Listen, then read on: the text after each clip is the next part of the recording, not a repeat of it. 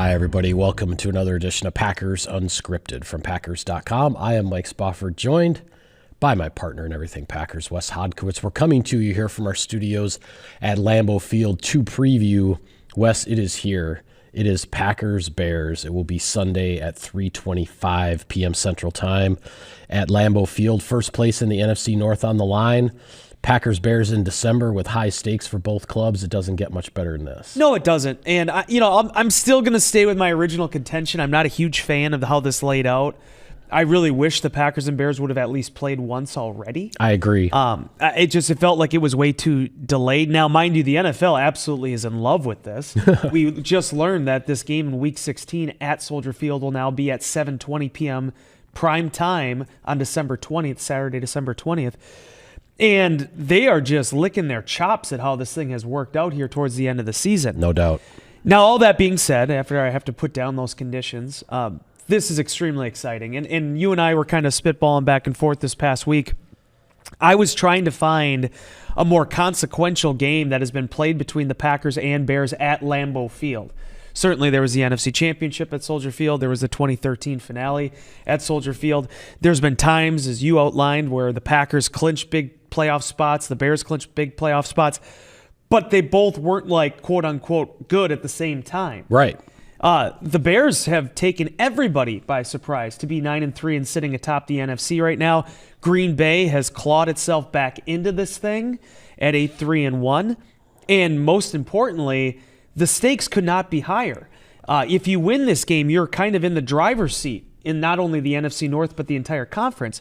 If you lose, now you're looking at that 6-7 spot in the playoff race. These guys are going to be rip-roaring ready to go. Yeah, that's the thing with this. The Packers are in a good spot. They've won 3 in a row. Some of those the doldrums from earlier in November when the offense was sputtering and things weren't going well. Packers seem to have put that behind them. Obviously, the win at Detroit, huge division win on Thanksgiving Day. But this Bears team is going to be coming into Lambeau Field as confident as all get out. Like and we're going to talk about the secrets to their success, 2 of the biggest ones being the takeaways on defense and the running game on offense. But if you really want to know the biggest reason the Bears are 9-3, it's because of the way they've pulled games out late. I mean, you go through their schedule. The Raiders, the Commanders, the Bengals, the Giants, and the Vikings. The Bears won all of those games, essentially in the final minute, if not the final play of the game. All of those games could have gone the other way, but they won all 5 of them, and that is why they are 9-3. If you are going to beat the Bears, you can't just beat them for 58 minutes, for 59 and a half minutes. You have to play the whole 60 minutes, because if there's any time, this season has shown, if the Bears have any time left on the clock, they might be able to find a way to beat you. Yeah, and I think when you look at Green Bay and Chicago in this matchup, it's 2 of the best teams in terms of how they've finished games this season, how they've been able to sort of, pull victory from the jaws of defeat, so to speak. I think the Bears have done it even in more dramatic fashion when you look at how some of these games that the opponents they were facing, they've been kind of riding the lightning there a little bit. Oh, yeah. Throughout the course of this thing. But that being said, I think it probably speaks to Ben Johnson. And, he was a guy that was a huge prospect in the coaching realm. Probably could have had a job 2 years ago if he wanted one. No doubt. Decided to stick around one more year in Detroit and really sort of saw the landscape for what it was before deciding that the Chicago Bears were the team that he wanted to take charge of. And everybody knows the offensive innovation and ingenuity that he displayed with the Lions. He's done that with the Bears, but I think he's also proven to be the head coach that this particular Chicago team required. And for the first time,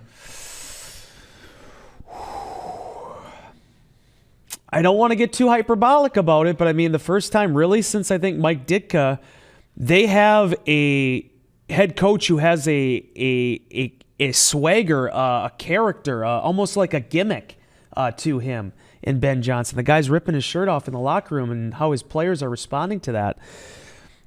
Bears have won 9 of 10 going into this thing. They're feeling really good about themselves. Yeah, they won 9 out of 10 after the 0-2 start. It's interesting that you go back to Ditka in terms of that character thing, because Bears had a lot of success under Lovie Smith, but Lovie Smith was not some sort of charismatic head coach. He was just a very cerebral, even-keeled from that, Tony Dungy, type of approach to coaching in the NFL.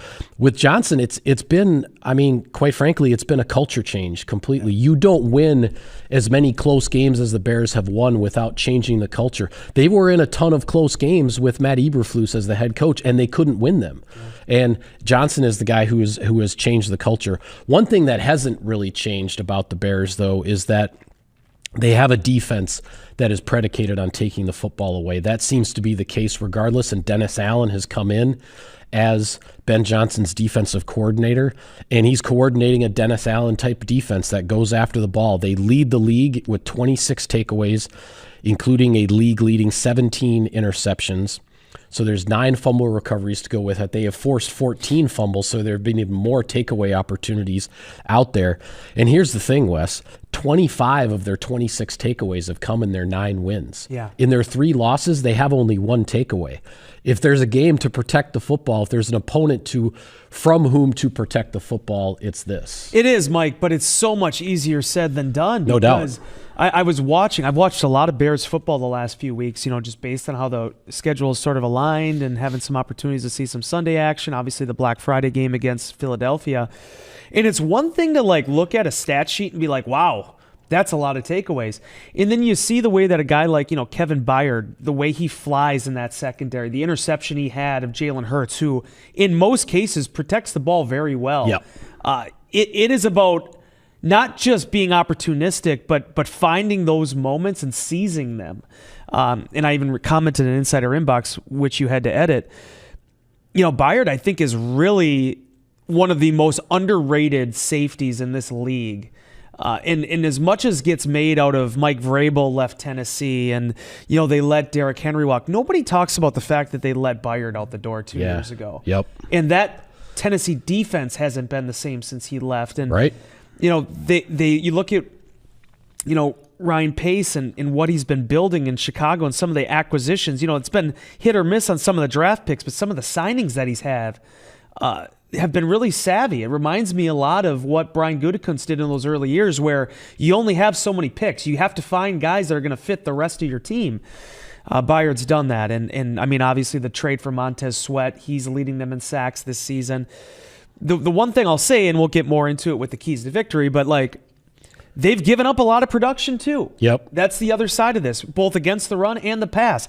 Teams have been able to move the ball against them. I've been nervous about using the analogy of the 2011 Packers because the Packers finished dead last in total yards that year. But Green Bay, by and large, was one of the biggest takeaway teams that season. That's what allowed them to get to 15-1. Yep. That's sort of where Chicago's been at, mixed with the fact that Caleb Williams, those running backs have protected the ball very well as well. Yeah, and that's the other side of the turnover equation is the Bears have done a really good job protecting the ball, particularly Caleb Williams as a second-year quarterback, as a guy who took a lot of sacks as a rookie, put the ball in harm's way, too much, but yet somewhat understandable as a rookie. But now in his second year, he is protecting the ball a lot better, and he's got the greatest protection any quarterback could ask for in this running game. DeAndre Swift, Kyle Monangai. Now, Monangai did pop up on Chicago's injury report this week, so that will be something to watch. But that running back duo, they've combined so far this year now, Wes, for 1,365 yards and 10 touchdowns on the ground. And we all know they both topped 100 yards against the Eagles on Black Friday when the Bears rushed for 281 against Philadelphia. They came out and just punched the Eagles in the mouth with that ground game right at the beginning, and the Eagles just never had a response for slowing down those running backs, and they just kept going back and forth from one guy to the other and pounding away. But it's been impressive to me to watch, and sometimes it's culture, it can be coaching, all those things. Caleb Williams from year 1 to year 2, he just looks like he's in so much more command out there just in his second year as a quarterback. For me, and I want to start with the running backs here because it was interesting when Johnson goes to Chicago.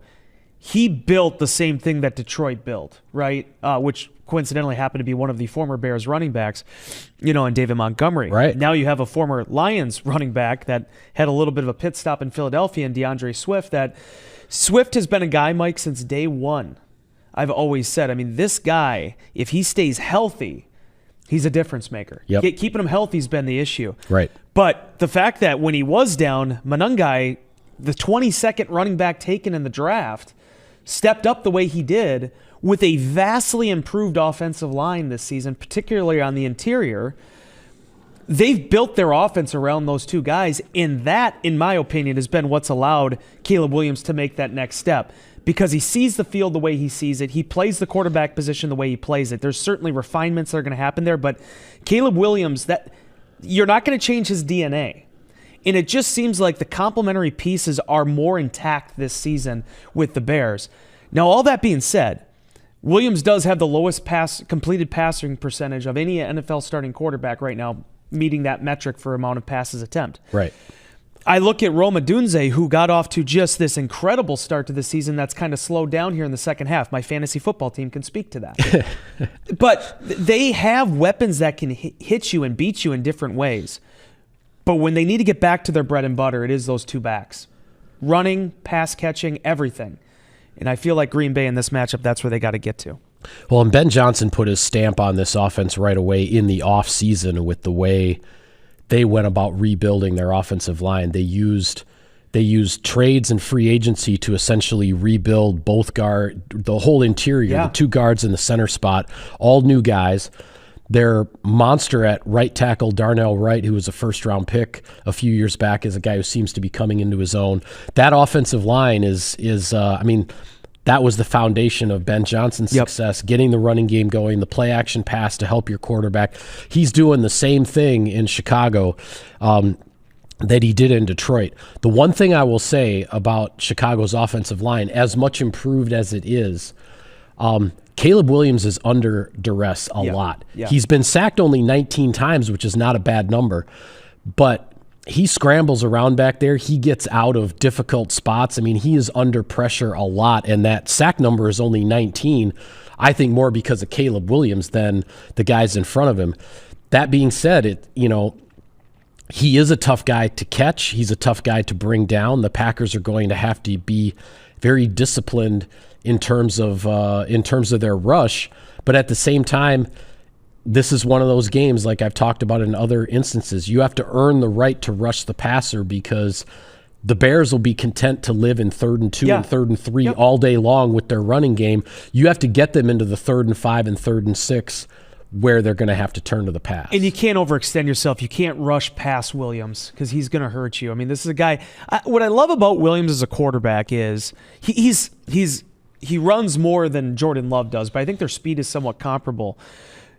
But he doesn't look to run. It is that last-ditch sort of Aaron Rodgers, create-your-own-play sort of mindset. Yeah. And then also, his escapability when he is under duress is potentially the best in the National Football League. He is smooth in terms of how he's able to get past these guys that are bearing down on him. Now, that being said, if you can rush to contain and keep your integrity and your discipline, which is sometimes easier said than done. Yeah. I feel like there is a winning path there for teams. And one thing I noticed in that game against Philadelphia was he gave the Eagles secondary a lot of chances. They did not capitalize on it. There was a couple, but for the most part, there was guys not pulling down passes at the right time. There was, I think there was one where Odunze ended up slipping on the turf, and it was right there for the safety, but he couldn't catch it. Yeah. I'm seeing him attack the field a little bit more, and I'm curious to see this Packers defense that has been taking the ball away at a better clip here in the second half of the season, what they could possibly do with that. Because when you look at the 5 interceptions on the year, he is protecting the ball well. They've only lost 4 fumbles as a team, but is there an opportunity there to maybe get some momentum? Because as you said, getting back to the crux of your argument there, as much improvement as they've made with their offensive line, it seems to be more affecting their stretch run game and things of that nature than necessarily just the pass protection. Yeah, I totally agree there. I do want to get into our keys to victory, but we'll pay some bills first and hear a word from our sponsors.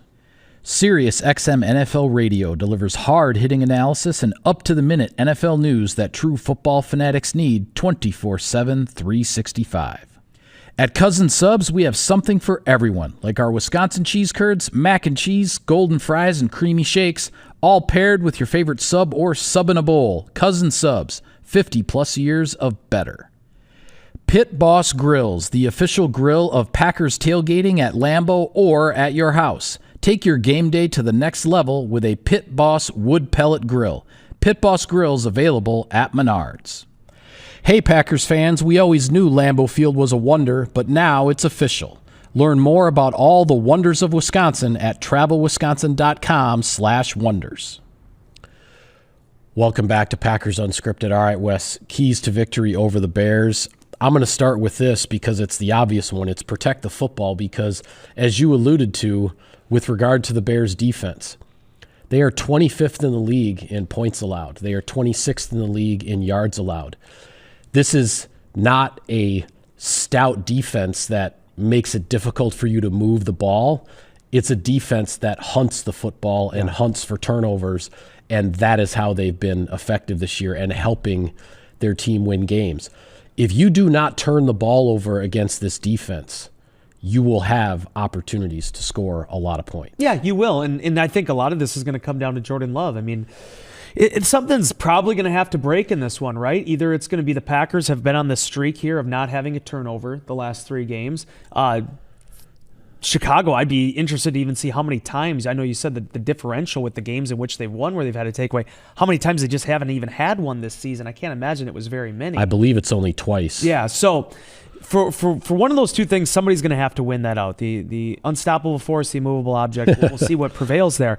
But I think this is really going to come down to Jordan Love. And I hate using this term because fans run away with it and they let their mind do crazy things with it. But managing the football game. It is going to be hecka cold outside on Sunday. I don't know if it's going to be as cold as it is right now in Green Bay. A nice 4 degrees, or Fahrenheit. Gosh, I won't even want to guess what it is Celsius. Probably like negative 12.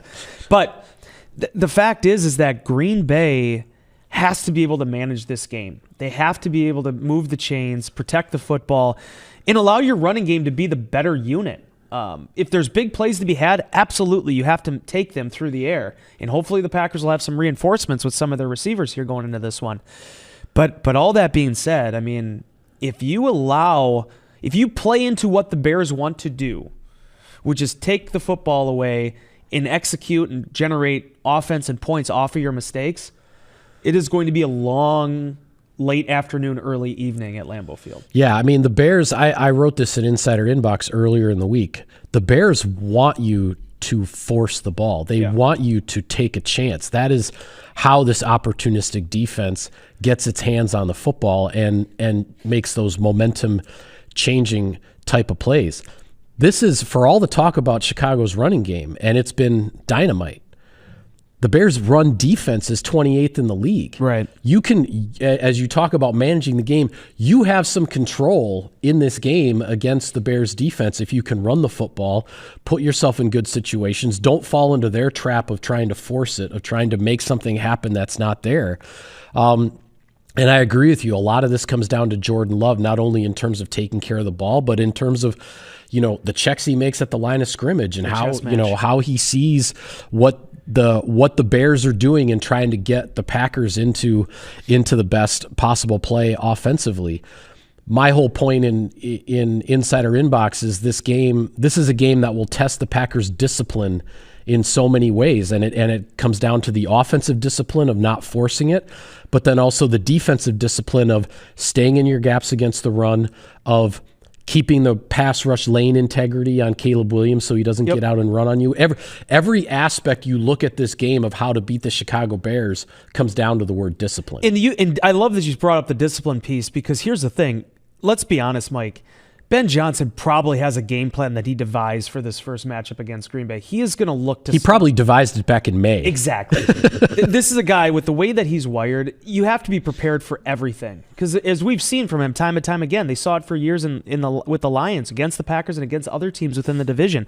He is always looking to stunt on the opposition. Heck, it's probably partially why he got the job with the Bears, right? The fake fumble play that he ran against Chicago, right? Yep. So you have to be prepared for everything, and that goes back to your rules, your fundamentals, your technique, and being sound.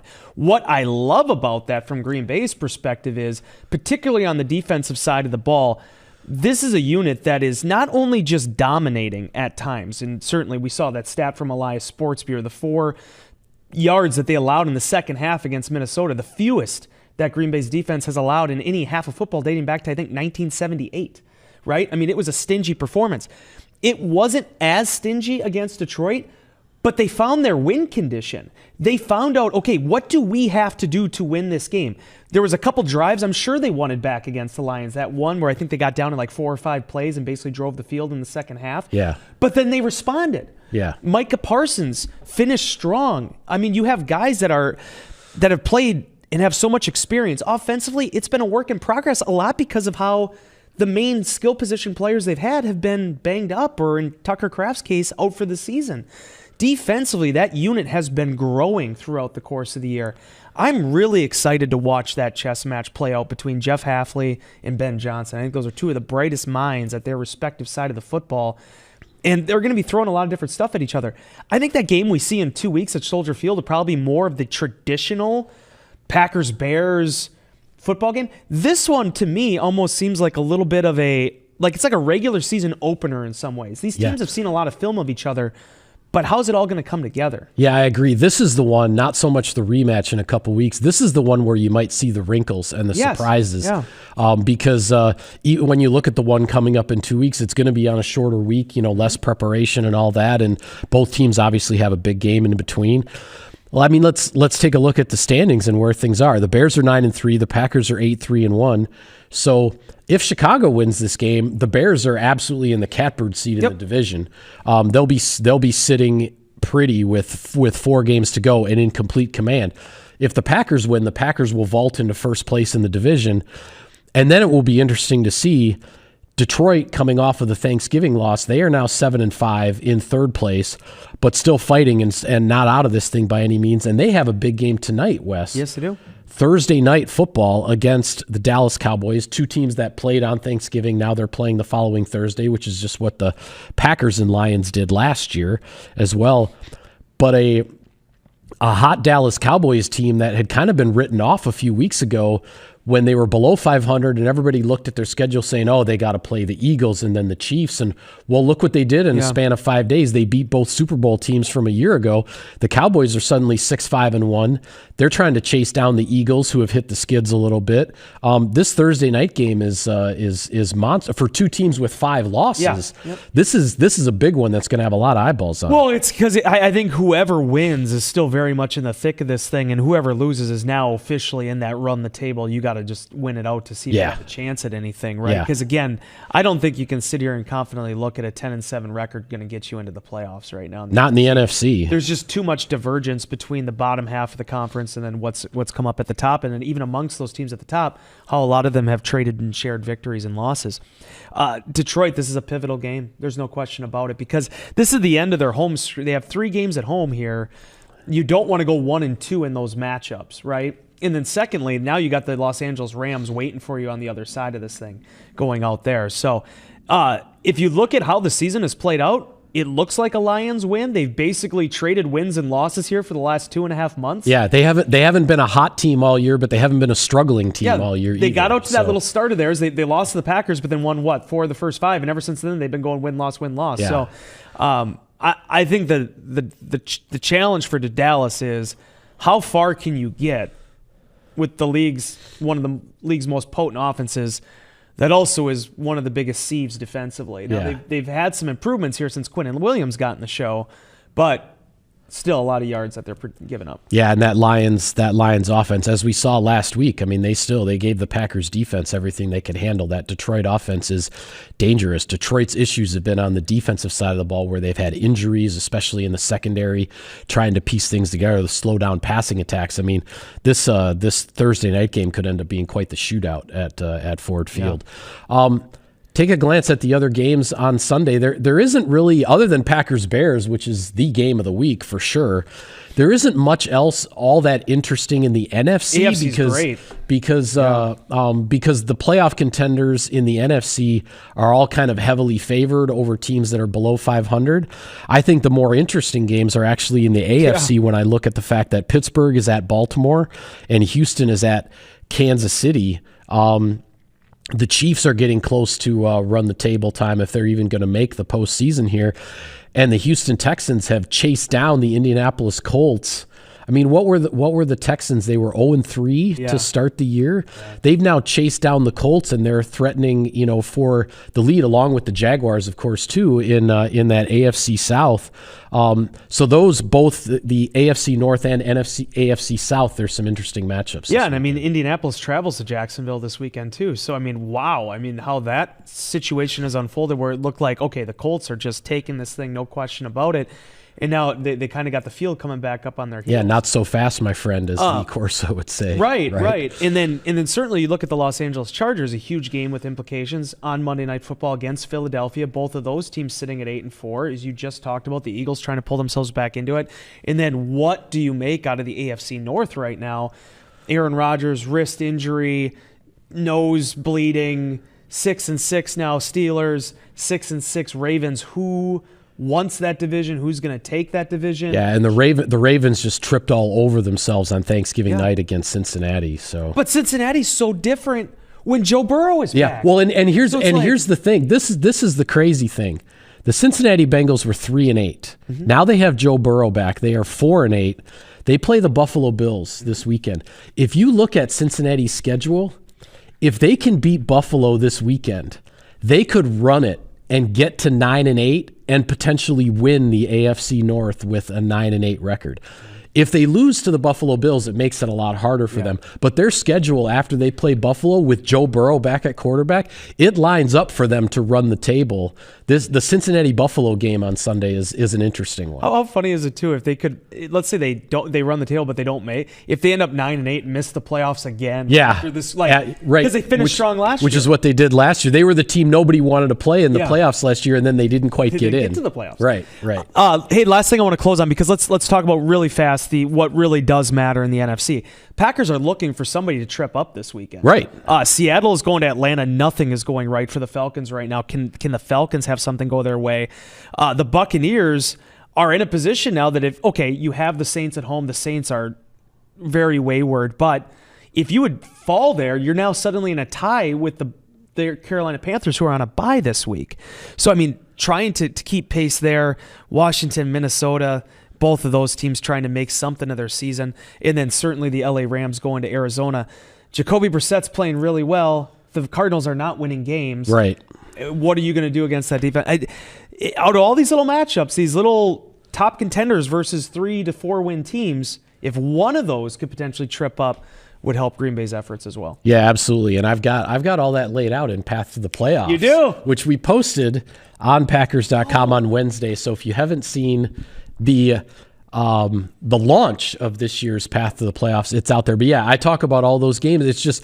But it is where the Packers in the scoreboard watching realm, you're really hoping for upsets in the NFC, because these other NFC contenders, other than the toss-up game, that we talked about Thursday night with Dallas and Detroit, the other NFC contenders are all in these games where they're heavily favored against teams that are below 500, and you're hoping for some upsets there. But the other thing, the San Francisco 49ers are sitting there at 9-4 on a bye week, and I'm going to give credit, and it'll be posted in tomorrow's Insider Inbox, and I can't remember who exactly sent it in, so I'm sorry to not give credit by name, but there is a scenario, depending on what happens in the NFC, that on their bye week, the San Francisco 49ers could jump from the 7 seed all the way to the 2 seed by not even playing if things fall a certain way with all these